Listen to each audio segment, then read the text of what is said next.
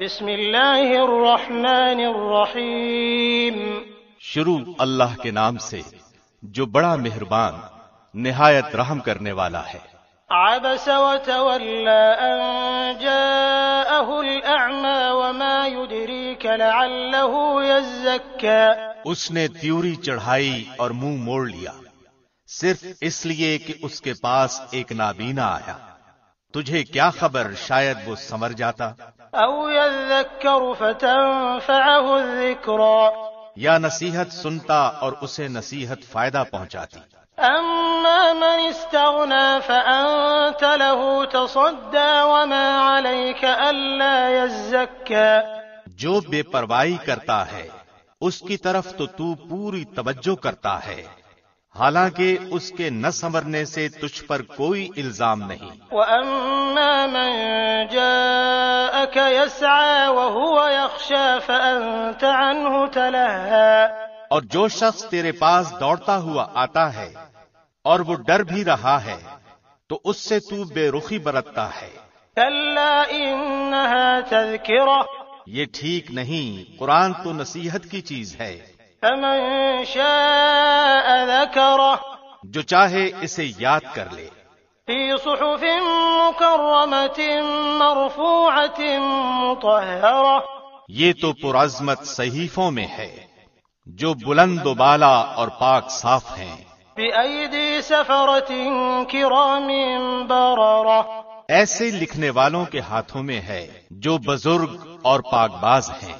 قتل الانسان ما اکفرہ، انسان ہلاک ہو جائے کیسا ناشکرا ہے۔ من ای شیء خلقہ، اسے اللہ نے کس چیز سے پیدا کیا؟ من نطفۃ خلقہ فقدرہ، ایک نطفے سے پیدا کیا پھر اس کا اندازہ مقرر کیا، ثم السبیل یسرہ، پھر اس کے لیے راستہ آسان کیا، ثم اماتہ فاقبرہ ثم اذا شاء انشرہ، پھر اسے موت دی اور پھر قبر میں دفن کیا، پھر جب چاہے گا اسے زندہ کر دے گا۔ کلا لما یقض ما امرہ، ہرگز نہیں، اس نے اب تک اللہ کے حکم کی بجا آوری نہیں کی۔ فلینظر الانسان الی طعامہ، انسان کو چاہیے کہ اپنے کھانے کی طرف دیکھ لے۔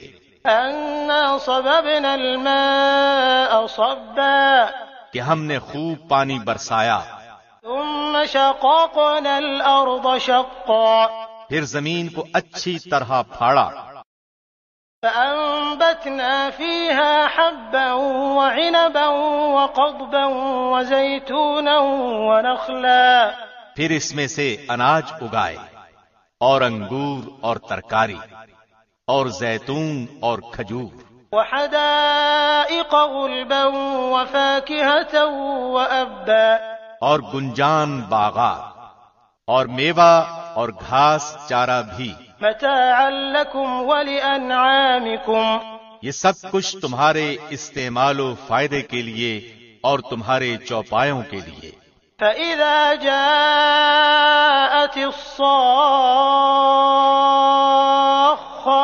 بس جب کہ کان بہرے کر دینے والی یعنی قیامت آ جائے گی، يَوْمَ يَفِرُّ الْمَرْءُ مِنْ أَخِيهِ وَأُمِّهِ وَأَبِيهِ وَصَاحِبَتِهِ وَبَنِيهِ، اس دن آدمی اپنے بھائی سے اور اپنی ماں اور اپنے باپ سے اور اپنی بیوی اور اپنی اولاد سے بھاگے گا۔